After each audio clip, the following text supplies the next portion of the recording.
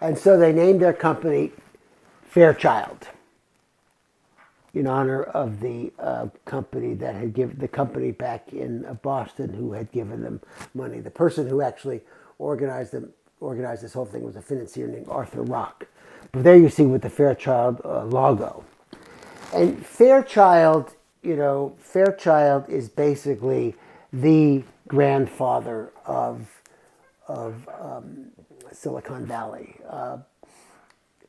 In the professional football or basketball, they have what they call coaching trees, where you can get back to you can trace the lineage back to Bill Walsh or Don Shula, and people who were assistants or knew somebody who were assistants, and so these people become, Vince Lombardi, they become kind of like grandfathers of a whole bunch of current professional coaches. Well, Fairchild became the grandfather of a whole bunch of Silicon Valley companies. These are some of them, and they were called, of course, in the trade, they were called Fairchildren. AMD, Advanced Micro Devices, National Semiconductor, and LSI Logic. These were kind of the foundational companies for Silicon Valley, and they were all founded by people who had worked at Fairchild. We'll get to the major Fairchild in a second or so. But these companies were the ones that basically made the infrastructure of Silicon Valley. The very names, micro devices or semiconductors. These were the things that were just super important, and they were all founded by people who had done time and had worked at Fairchild itself.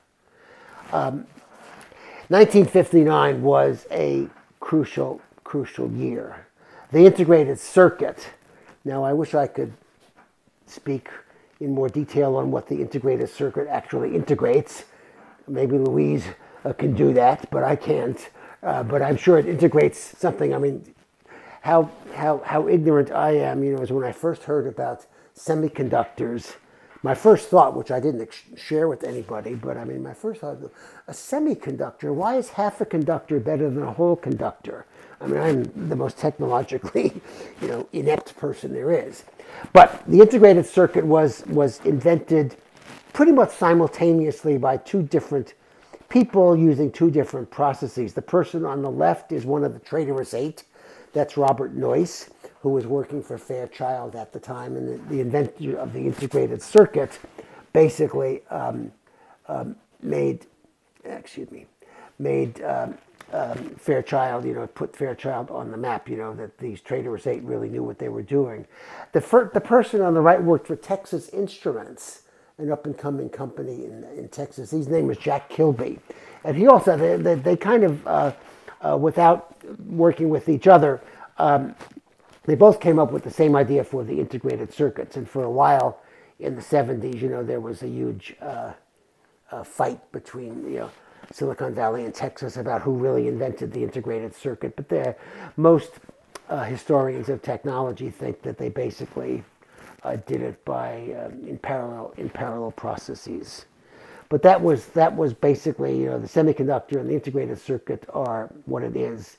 And the major Fairchild was Intel, which was founded in 1968 by Robert Noyce, who's in the middle of that picture on the left, and Gordon Moore, who's on the right, the two guys in tie. The third guy there is Andrew Grove, who becomes very significant later on.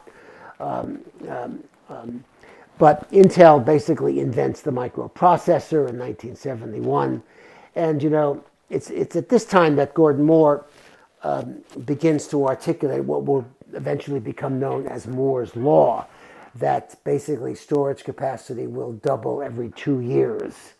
That things will get smaller and smaller and smaller. So in 1971 also that the term Silicon Valley is actually termed. I remember when I came out to Stanford, I came out in '69, and one of the people who was teaching me had this degree from from Harvard, and he said, I remember in one seminar, this was 70 or 71, and he was saying, you go up and down Highway 101, and there were all of these electronic companies. I mean, there are almost as many electronic companies here as there are in Route 28 around Boston. And of course, within a couple of years, 101 and Silicon Valley had left Highway 128 in the dust. Well, what happens is that HP, which was at that time a very nimble company, boy, they get right on this thing right away. Things get smaller, things get more powerful. What do we do? Well, what does HP do? They test things. And how do you test things? You count. You count the processes and everything like that. So they really become one of the pioneers in the calculator. And the HP 35 was one of the first heavy-duty calculators. There were some that were a little bit earlier, but they were they were glorified. I mean, they weren't glorified adding machine, but in terms of their size, they were big. You had to put them on a desk and everything like that. But what HP does is it's able to take the miniaturization process that these companies, the Fairchild and the Fairchildren, were developing, and it really, to find different kinds of applications for them. So what happens is that there's a whole bunch of people around the area who are just kind of fascinated by this thing, and there are a whole bunch of people who begin to gather together and form computer clubs. And one of the most famous one was the Homebrew Computer Club, which was headquartered in Menlo Park.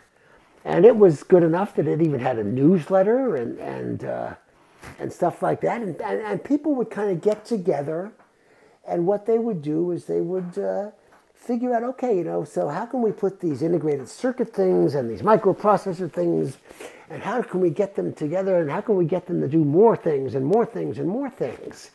And apparently, in these early days, in the early to mid 70s, it was just a freewheeling enterprise. The people who were participating could still remember, it as the glory days of Silicon Valley, when everything was up for grabs. Everything was just tremendously. It seemed that everything was really possible.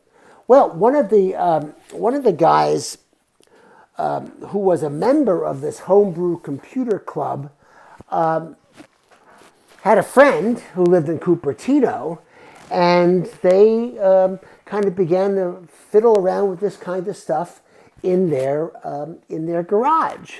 And this is, of course, the second of the famous Silicon Valley garages. And the guy who was a member of the Homebrew Computer Club and was just fiddling around with all of this kind of stuff was, of course, Steve Wozniak. And the Apple garage in Cupertino has become kind of legendary, whether or not, and these kinds of things, whether or not they actually happened in the way in which the Apple propaganda department wants you to believe, who knows? But they did in their garage in the 1970s, kind of, analogously to what Hewlett and Packard had done in their garage in the 1930s. They fiddled around and they kind of figured out, So, Wozniak got these ideas from the Homebrew Computer Club and kind of fiddled around. What else can we do with them? What else can we do to make this kind of thing really do things that nobody has ever dreamed of before?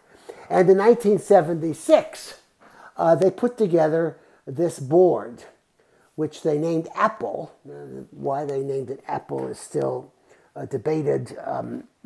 Some people think that it was because the Beatles record company was called Apple. Other people think that when they decided to do a company, they stayed with Apple because it would get to the top of the sock boards, alphabetically speaking, whatever. But the Apple won. Putting this thing together, this particular model is actually at the Computer History Museum up in Mountain View. But there you can see right there on the side the Apple One right there, and all of these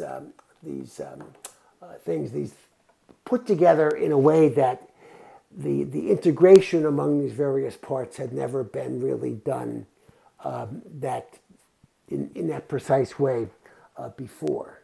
Well, the very next year, of course, the Apple I is great. You know, there is a nice, you know, if you name something Apple I, you're expecting an Apple II, and that's what happened in 1977, the original Apple II. You know, you look at that, and it's impossible to understand how revolutionary that was. You know, that its size was just phenomenal, and they were beginning to discover more and more things that the Apple II that this could do. And the Apple IIe becomes really the first personal computer. I remember visiting my sister once back in the 70s, and her son, my nephew, had one of these things. And, it was then that I discovered what, of course, everybody is going to discover, over and over and over again over the next decades. The younger you are, the better you're equipped to be able to deal with these things, because you don't have anything else to compare it against. This is the way it is, so you just go with it. And he was just kind of playing all of these games and doing all of these things. You'll notice the double drives here. The program disk would go in there, and the output disk would go in there. But this was something which all of a sudden made computing possible at your home, which was incredible. Remember those pictures that I showed you a number of weeks ago of the ENIAC and all of that kind of stuff, the kinds of things that were in the book that Louise passed around, the early computers from that book on Silicon Valley. They took up a whole room. But now all of a sudden you could put one of these things on your desk, and it was just an absolutely amazing thing. There were others who got on the bandwagon very quickly. Commodore, which I don't even think even exists anymore, but they were. I remember the Commodore computers. There was a time which if you were techie, you had to have a Commodore computer, and they are just. And they're the portables again with the two drives.